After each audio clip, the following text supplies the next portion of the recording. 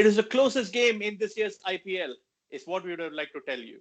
Unfortunately, that wasn't the case to be. It was another one-sided affair between the Sunrisers Hyderabad and the Kings XI Punjab. This is Uninvited Opinions, and you're watching another episode of End of Days Play.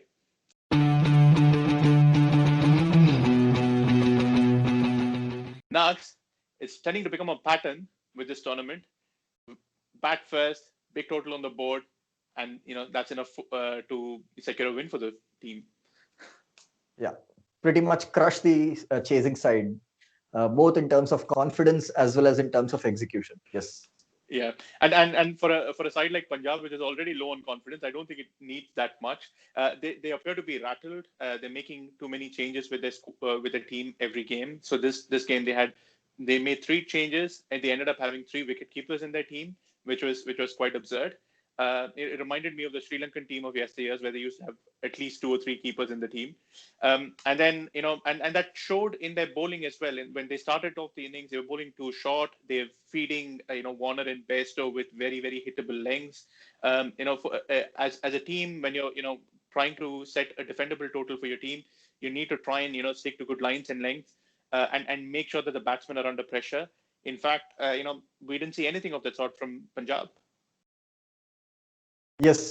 So I think from one facet to the other, the confidence is either carried on or it's lost.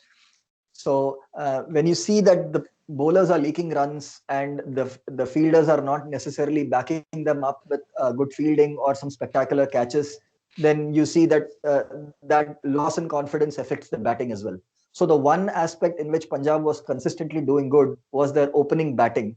And the top of the order, the 2 were competing head to head for the orange cap, and both of them unfortunately failed today.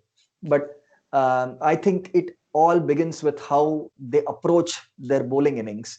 And as you said, they changed the personnel. They brought in Mujib today, so that's the third supposedly all-rounder that they've brought in the last 3 games. So they tried James Neesham, then last game they tried Chris Jordan, and this game they tried Mujibur Rahman. And Mujib finished with 4 overs for 39. So yes, he used to be the mystery spinner, but probably today was the day where Bairstow and Warner were on song. So there was no mystery about Mujib today, and he was taken to the cleaners. So there isn't much necessarily that can boost them when they look around. Only thing was that in that 16th over, when Ravi Bishnoi came back after the timeout and got those 2 wickets back to back and nearly got the third one, that was like a kind of a source of confidence that could have got injected into Punjab, that could have steered them in the right direction. But unfortunately, that was too little, too late, and well, the batting was a no-show of sorts. Yeah, the junior bowlers actually put their hands up. Ravi Bishnoi and Arshdeep Singh had fantastic games. Unfortunately, the senior bowlers let their teams down. Mohammad Shami, Sheldon Cottrell, Mujibur Rahman, everyone had a game to forget. And kudos to Warner and Bairstow. They took full toll of them, and they just they provided us a window into the Bairstow Warner opening combination from 2019, where they just took the tournament by storm. And today, Warner was the initial aggressor. Bairstow took a little bit of time finding his feet, but once he got his eye in, oh man, he was destructive. He just, this innings proves why Johnny Bairstow is one of the most feared opening batsmen going around in the world in limited overs cricket right now, and he was just fantastic to watch. And as I said, it looked at one point in time that they would go on to get a score in excess of 225, 230. Kings XI pulled it back quite nicely towards the end, but unfortunately, 200 at Dubai is still a very, very high total to chase. And for Kings XI, as you rightly said, they were lacking confidence in their bowling. That spilled over into the batting today. Mayank Agarwal got run out at the start. Rahul looked lost for rhythm today. He just didn't get going, and it was left to Nicholas Pooran to display some amazing 6 hitting capabilities. And he achieved the fastest 50 in this year's IPL, reaching it off just 17 balls.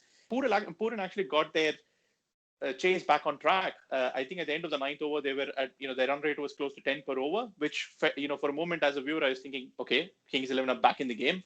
And then in a few balls, Maxwell got run out, and then it just fell down the wayside again, which was quite disheartening to see. There was just no support for Pooran. I think Pooran scored 77. The next highest score was 11. When you're chasing 200, that's just not enough. I agree, and I think, as you rightly alluded, the batting is, in terms of depth, is almost bare, dry, bone dry. Yeah. When you have Mujibur Rahman walking in as a supposed all-rounder at 5 down, and you know that after he gets out, and when Bishnoi comes in, and Pooran has to basically play out dot balls to kind of shield the lower order against Rashid Khan. That's a very sorry story. Compare that against a stronger team and their batting order at 5 down or 6 down, that is at number 7 and number 8. You have proper power hitters basically capable of finishing the innings. And here you had nobody to basically support Pooran. And unfortunately, the on him, and he ended up playing the penultimate ball of of Rashid's spell in aerially to get caught out, and then the one last ball that Rashid had for someone else, Shami got out in that very ball. So it was yesterday. I talked about KKR getting all out in 20 overs. Today, Punjab actually were all out in less than 17 overs. So that is really a sorry story. I believe when you have some big names there like Andy Flower, like Anil Kumble, they actually pride themselves by performance, by their acumen. And I think it is not going to go down well, both in terms of their reputation and in terms of their pride. This is not even actually showing up as a contest. So that is very disheartening. Yeah, and I heard Anil Kumble say on air that they actually wanted to get Chris Gayle to play in this game. Unfortunately, he was unwell and that didn't happen. But it's quite likely that if he's fit for the next game, he's most likely to replace Glenn Maxwell in the starting lineup. And unfortunately for Punjab, that means even more changes. But I think they need those changes to get them firing and back on track. The Sunrisers bowlers showed why bowling is their strongest suit.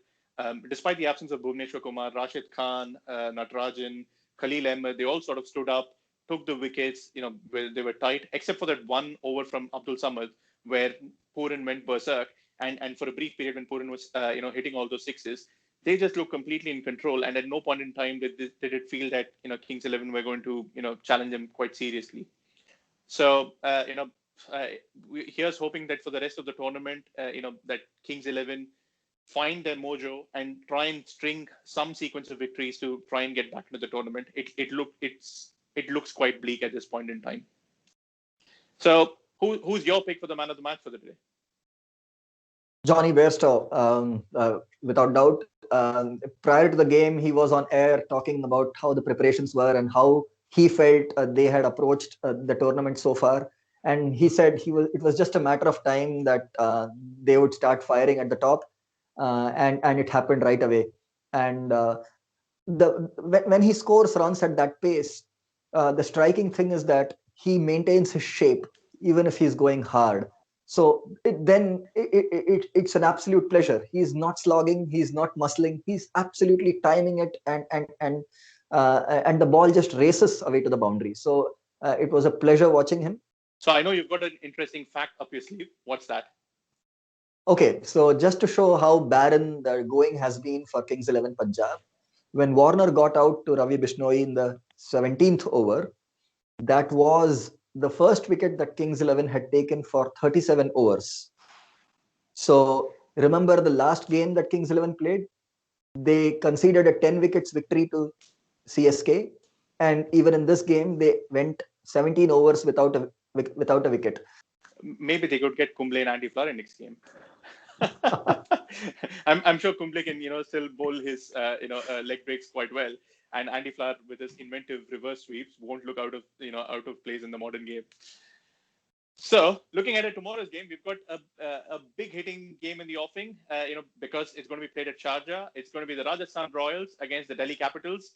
Rajasthan Royals, both games they've won, they've been at Sharjah.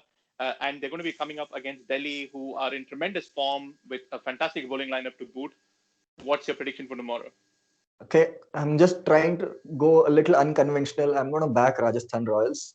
If they are to get back into the tournament, they need to get their act together. And I think it's best to come back to the happy hunting ground of Sharjah. So I hoping for their top order to click, and hoping that they come out victors tomorrow. That's a wrap on today's episode. Thank you so much for watching. If you like this video, please like and share it with your friends. Subscribe to our channel to keep more videos coming your way, and stay tuned for another episode tomorrow. Until then, see ya.